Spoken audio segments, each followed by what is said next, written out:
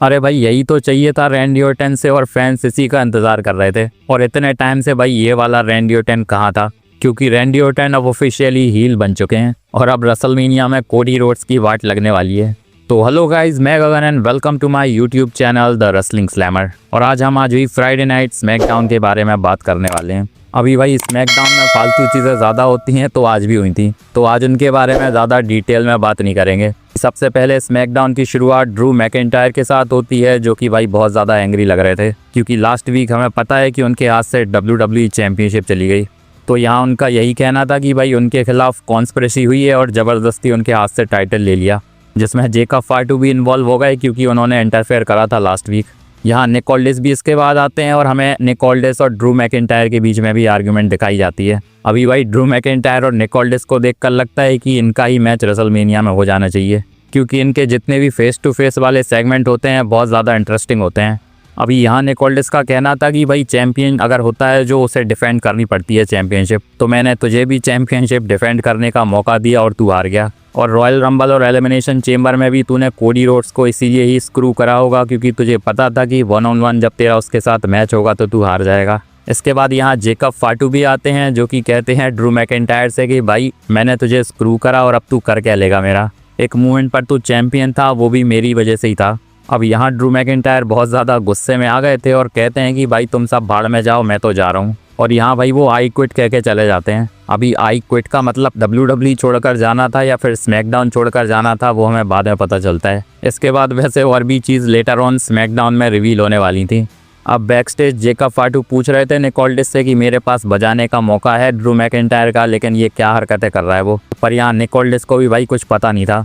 जिसके बाद यहाँ ट्रिक विलियम्स भी आते हैं और उनका पंगा हो जाता है जेकब फाटू के साथ और इनका मैच अनाउंस हो जाता है। नेक्स्ट भाई इसके बाद फिर से वही MFT और वाइट सिक्स का ड्रामा हमें दिखाया जाता है। इस बार WWE टैग टीम मैच कराने वाली थी वाइट सिक्स के बीच में और MFT के बंदों के बीच में, जिसमें MFT की तरफ से सोलो सिकोआ, टाला टोंगा और वाइट सिक्स की तरफ से अंकल हाउडी और एरिक रोवन हमें देखने को मिलते हैं।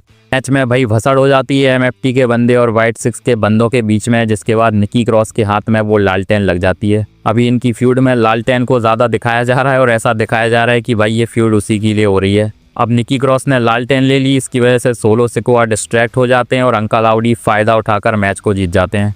यहाँ लग रहा था कि वाइट सिक्स के हाथ में भाई लग गई लालटेन, लेकिन इसके बाद टामा टोंगा आकर वो लालटेन ले जाते हैं। तो अभी भी भाई ये नेवर एंडिंग फ्यूड चल रही है।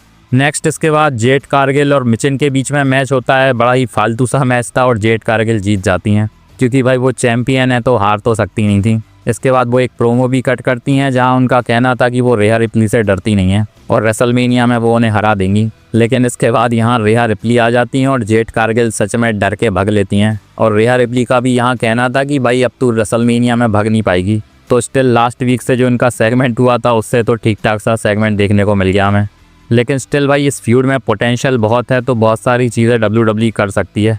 नेक्स्ट इसके बाद हमें बैक स्टेज से सैमी ज़ेन और कोडी रोड्स देखने को मिलते हैं और अगेन भाई इनके बीच में फिर से पंगा हो जाता है। इतने टाइम से सैमी ज़ेन बहकी बातें कर रहे हैं स्मैकडाउन में, तो आज भी वो यही कर रहे थे, जहां वो सबसे पहले कोडी रोड्स को कॉन्ग्रेचुलेट करते हैं चैंपियनशिप जीतने के लिए। इसके बाद वो ये भी कहते हैं कि भाई रेसलमेनिया में भी मैं तुझे सपोर्ट करूंगा। लेकिन कोडी रोड्स कहते हैं कि भाई ये सेम चीज़ तूने लास्ट वीक रैंडी ऑर्टन को बोली थी। जिसके बाद सैमी ज़ेन का दिमाग फिर से फिर गया और वो कहते हैं कि भाई तू और रैंडी ऑर्टन एक जैसे नहीं है मेरे लिए, क्योंकि Randy Orton 14 time world champion है और तू मेरा दोस्त है, तो तुम दोनों फिलहाल इक्वल नहीं हो। कुल मिलाकर सैमी ज़ेन यहाँ कह रहे थे कोडी रोड्स से कि भाई तू रोल मॉडल की तरह नहीं है मेरे लिए और मैं तुझे लुकअप नहीं करता।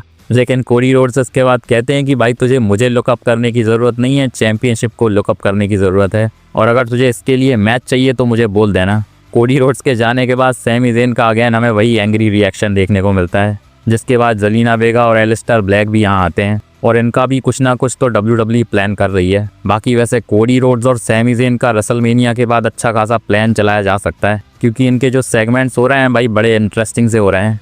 अब नेक्स्ट इसके बाद वुमेन्स टैग टीम चैंपियनशिप के लिए मैच होने वाला था अलेक्सा ब्लेस, शार्लेट फ्लेयर, लैश लेजेंड और नाया जैक्स के बीच में। यहाँ अलेक्सा ब्लेस और शार्लेट फ्लेयर के आने के बाद बेला ट्विंस की एंट्री हो जाती है। अभी लास्ट टाइम ये रॉयल रंबल के बाद हमें देखने को मिले थे, जहां इन्होंने अनाउंस करा था कि भाई वुमेन्स टैग टीम चैंपियनशिप इन्हें चाहिए। इसके बाद जाकर अब इन्हें याद आया है कि टैग टीम चैंपियनशिप भी चाहिए थी इन्हें। तो यहाँ निकी बेला और ब्री बेला का कहना था कि आज वो रिंग साइड पर ही होने वाले हैं और जो भी चैंपियनशिप को जीतेगा उसे वो रेसलमेनिया में फेस करेंगे। बाकी इसके बाद लेस लेजेंड और नाया जैक्स भी आते हैं और इनका हमें मैच देखने को मिलता है।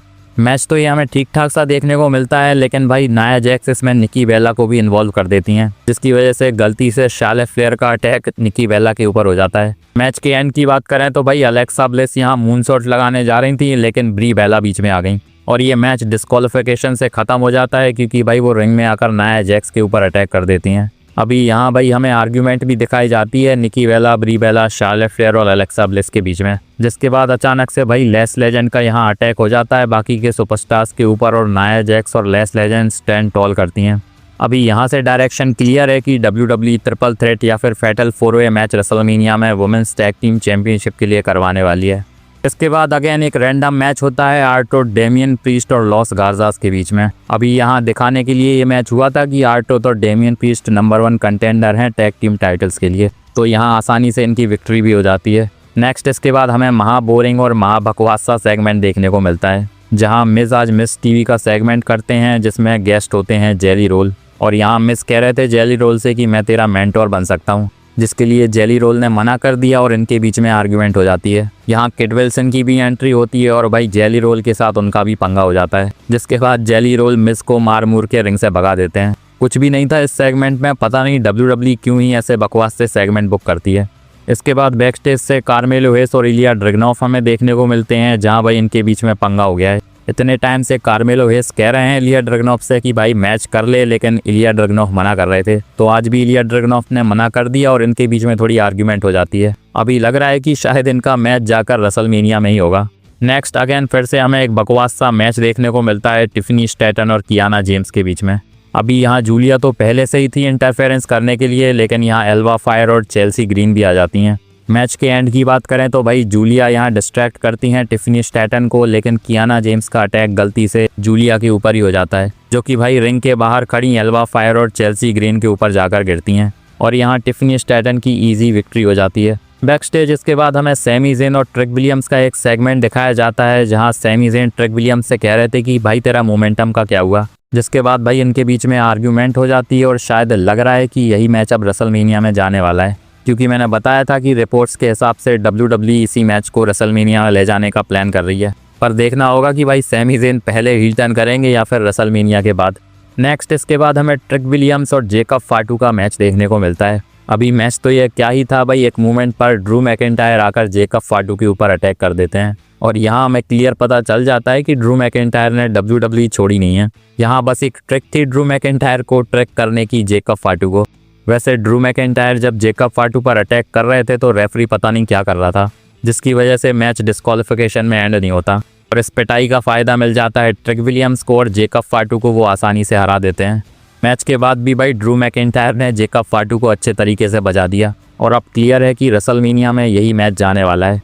नेक्स्ट स्मैकडाउन के मेन इवेंट में हमें कॉन्ट्रैक्ट साइनिंग देखने को मिलती है कोडी रोड्स और रैंडी ओर्टन के बीच में, जहां सबसे पहले रैंडी ओर्टन आते हैं, इसके बाद कोडी रोड्स की एंट्री होती है। अभी सबसे पहले तो यहाँ अच्छी बातें होती हैं, जहां कोडी रोड्स कह रहे थे कि रैंडी ओर्टन के साथ उनका पहला मैच हुआ था। एक टाइम पर वो रैंडी ओर्टन की तरह बनना चाहते थे, जिसके बाद भाई रैंडी ओर्टन ने कहा था उनसे कि तू चैंपियन बनेगा एक दिन, और वो बन गए। अभी इसके बाद वो ये भी कहते हैं कि भाई जब मैंने रिटर्न करा था तो मेरे पास कोई फैमिली नहीं थी, लेकिन जब मैं WWE में वापस आया तो मेरे पास एक भाई था जो कि रैंडी ओर्टन है। यहाँ रैंडी ओर्टन भी कहते हैं कि भाई अब रेसलमेनिया बाउंड हो चुके हैं वो और उन्हें चैंपियनशिप चाहिए। तो फिलहाल के लिए तो यहाँ भाईचारे वाली बातें चल रही थी, लेकिन इसके बाद कॉन्ट्रैक्ट साइन करने की बारी आती है और रैंडी ओर्टन कॉन्ट्रैक्ट साइन करके कोडी रोड्स को हक करते हैं, जिसके बाद भाई उसी कॉन्ट्रैक्ट के ऊपर वो उनका मुंह मारते हैं। तो भाई फाइनली रैंडी ओर्टन ने हील टर्न कर लिया, जिसके बाद जो कोडी रोड्स की धुलाई होती है वो शायद कोडी रोड्स ने सोची नहीं होगी। और भाई यही रैंडी ओर्टन चाहिए थे हमें इतने टाइम से, क्योंकि अब तक रैंडी ओर्टन जो थे वो पप्पू जैसे लग रहे थे। आज लग रहा था कि रैंडी ओर्टन ओरिजिनल वाले वापस आ चुके हैं, वही खतरनाक हील वाले एक्सप्रेशन, और भाई उसी तरह से वो धो रहे थे कोडी रोड्स को। एक मोमेंट पर कोडी रोड्स भाई भयंकर तरीके से बीट भी करने लग जाते हैं, क्योंकि यहाँ रैंडी ओर्टन स्टील स्टेप से कोडी रोड्स के मुंह पर मारते हैं। यहाँ जेली रोल भी आए थे बचाने के लिए कोडी रोड्स को, लेकिन एक धक्के में ही उनका काम हो गया। बाकी स्मैकडाउन के एंड में हमें रैंडी ओर्टन चैंपियनशिप के साथ रिंग में देखने को मिलते हैं और फाइनली भाई बंदे ने क्लियर कर दिया है कि अब ओरिजिनल रैंडी ओर्टन वापस आ चुका है। इस फ्यूड में भाई इस चीज़ की बहुत ज़्यादा ज़रूरत थी, क्योंकि हील टर्न के साथ ही इस फ्यूड को बहुत ज़्यादा अच्छा बनाया जा सकता था। इसी के साथ भाई अब इनके रेसलमेनिया मैच के लिए एक्साइटमेंट और भी ज़्यादा बढ़ गई है। बाकी वैसे स्मैकडाउन की बात करें तो भाई यही चीज़ें थी जो कि अच्छी थी, बाकी भाई स्मैकडाउन बकवासी थी। कमेंट में बताओ आपको आज की स्मैकडाउन कैसी लगी। बाकी मेरी ये वीडियो अच्छी लगी हो तो लाइक और सब्सक्राइब ज़रूर कर लेना, और बेल आइकन को भी भाई प्रेस कर देना ताकि मेरी वीडियोस की अपडेट्स आप तक पहुंचती रहें। मिलते हैं नेक्स्ट वीडियो में, धन्यवाद।